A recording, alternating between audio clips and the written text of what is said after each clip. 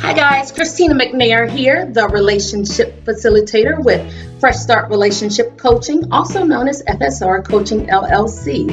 And you are watching another episode of Fresh Talk with Fresh Start. Thank you all so very much for your patience. Thank you for all of the questions that you've submitted. You all submitted excellent questions. I do apologize that it's taking me a little while to get back to you all by way of posting these video responses, but things have been very, very busy, which is a blessing. But I am really appreciative that you all did not become belligerent and post anything on my various walls stating anything like, I thought you said you were going to get back to us or you were going to post your responses and I ain't seen nothing. Thank you. In the famous words of the famous philosopher Tupac, you are appreciated. So I'm here now. I want to keep everything just as short and sweet as possible, but also be thorough in my communication to you all. Now, I would like to preface this response with, obviously, my responses are going to be on the general side because I do not know all of the ins and outs of each individual situation, and I don't want to make any assumptions, so I'm going to give general information, but general information can still be just as helpful. All right, so I don't need anyone posting anything, well, what if this, or your response isn't necessarily true for this. Of course, that's real life. Nothing anyone says is going to cover every situation. Meanwhile, this video, if for no one else, it is for the person who submitted the question. So if it doesn't work for you, then keep it moving and find something that does. And if it does work for you, I ask that you like, comment, follow, and share. All right, so let's get right into this, okay?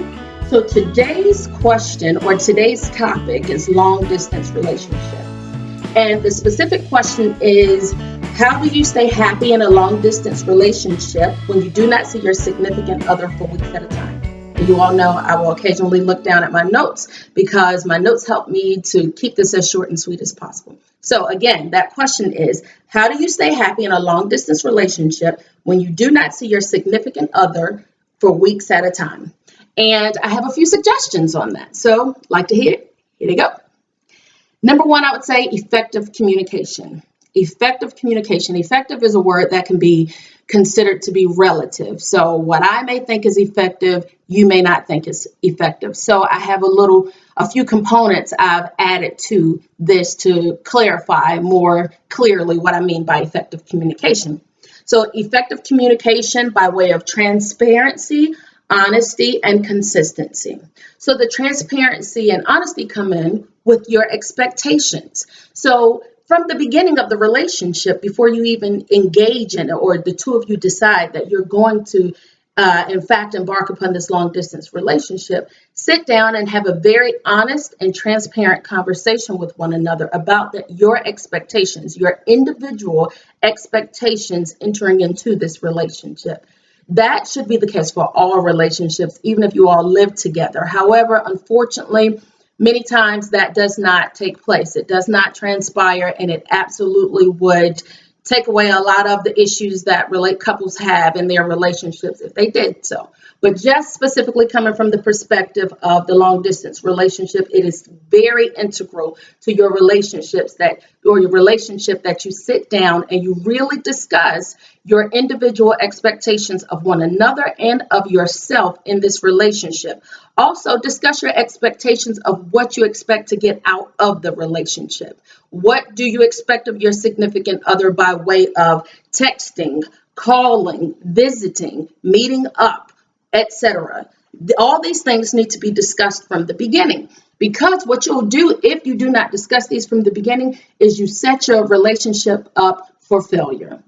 Because what I may think is acceptable, you may not think is acceptable. What I may believe to be significant or substantial, a substantial effort or your best effort, you may not perceive my effort the same way.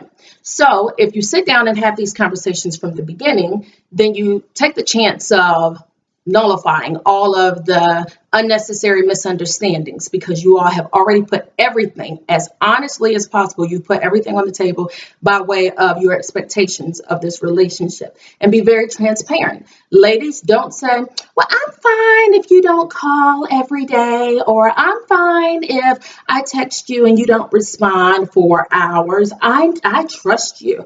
I know that you must just be busy and you'll get back with me as soon as you can. But then when you're off of the phone with your significant other, you are sitting at home pondering on every single thing he is doing, and like, well, I really don't know. And he could have called me by now. Where is he? And I know that he got off work at such and such time, etc. You are setting yourself up for unnecessary mental anguish and emotional anguish by doing so. Put it out there from the beginning. If you expect him to respond to your text message within 30 minutes, you don't care what's going on, anything short of World War III, then say that, so that he'll know. You'll give him the opportunity to be able to make an fully informed decision from the beginning as to whether he feels he can live up to that expectation or not. And if he feels it's too much for him, then what you've afforded him is the opportunity to say, I don't believe I'm going to meet that expectation, and I love you too much to set you up in that way for any type of mental anguish or emotional heartbreak, etc. You afford him the opportunity to make the decision as to whether that is a responsibility that he wants to shoulder. Because for some people, that would be a little too heavy. So be honest. And guys, I'm not letting you off the hook. The same for you. Don't agree to something that you know does not align with your personality. If you are the type of guy who likes to be left alone, you love a bunch of me time. Now, I'm a woman, but I love me time. And that was something that my husband and I had to really discuss and negotiate, because he's a little different. But meanwhile, if you know you are the type of person who does not like to, or it's not that you don't like it, but you prefer to have a lot of me time to really regroup because you're more of an introverted personality than extroverted, then don't agree to something that you're not going to live up to always, because that's where that consistency component comes in. If you start off doing something, then that's you verbally agreeing contractually to always do that. And if you know that that is not your real behavior, and that if it's not truly coming from a sincere place, you're only trying to appease your significant other, it will not last. That behavior won't last because you're not being true to yourself. And if this is a forever person for you, a forever relationship, then he or she needs to know who you truly are and how you truly are, so that he or she will be afforded the same opportunity to decide, make a fully informed decision as to whether this is something they want to continue to pursue. Make sense? Okay, so I would also say be consistent in your delivery of your agreed upon expectations. That's reiterating basically what I just stated. If you agree to meet a certain expectation from the beginning, then you must continue to meet that expectation. Now, I know people change. They do. People change. Especially if we've been in relationships since we were younger. And as we grow older and we mature more, then we tend to evolve. In worst case scenarios, some of us devolve and go backwards. But hopefully that's not the case for anyone watching this video.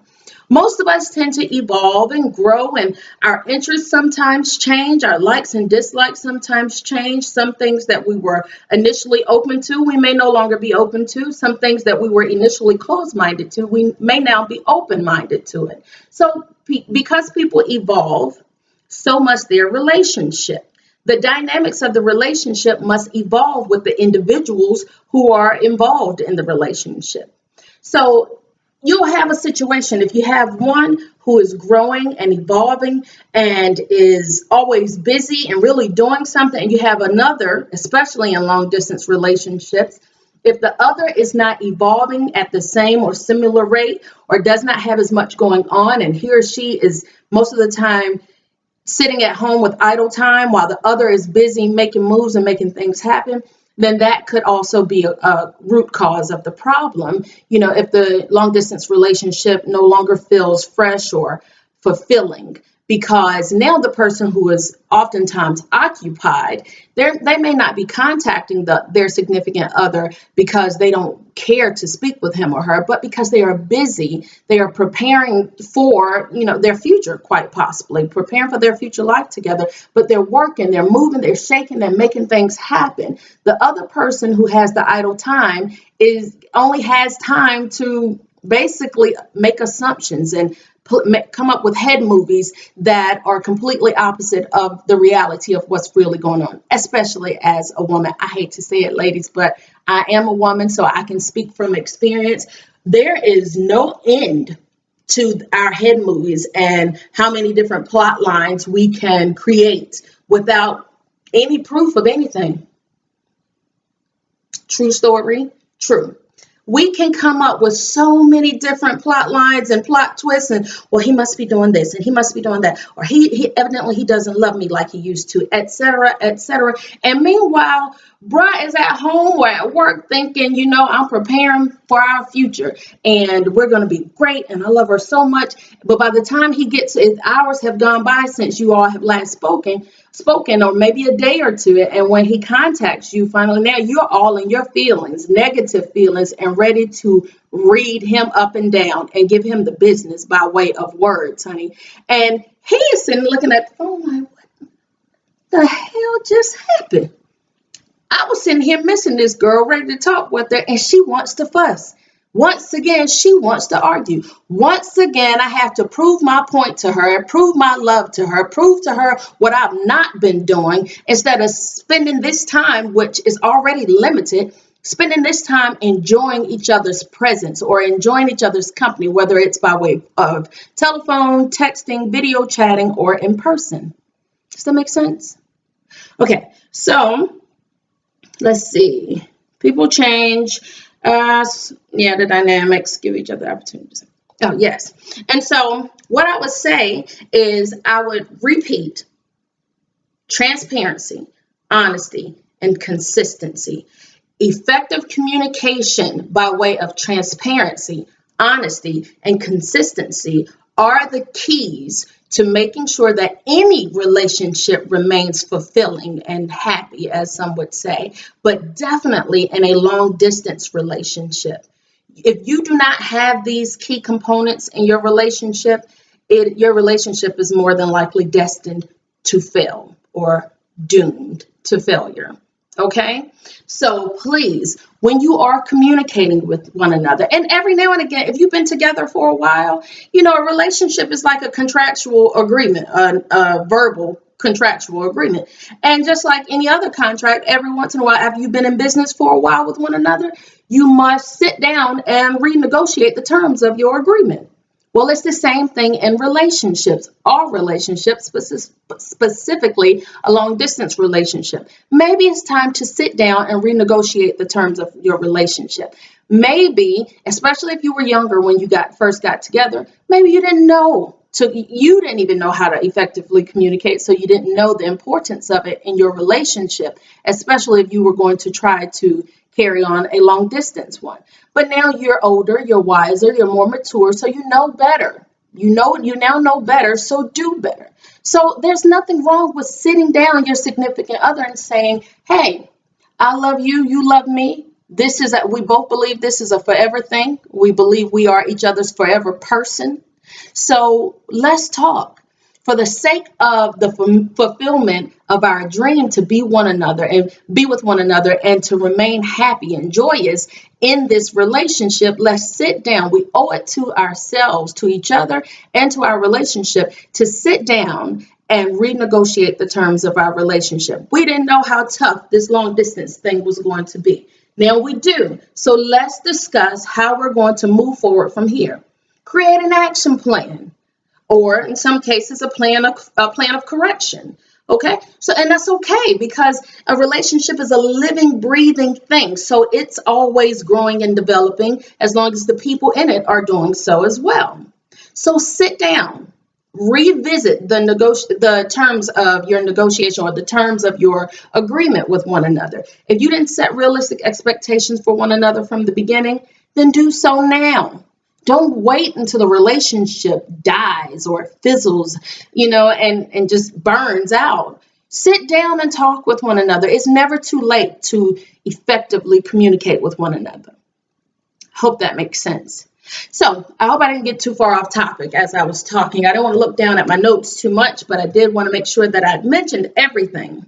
Thank you so much again for joining us for this episode of Fresh Talk with Fresh Start. Again, I am Christina McNair, the relationship facilitator.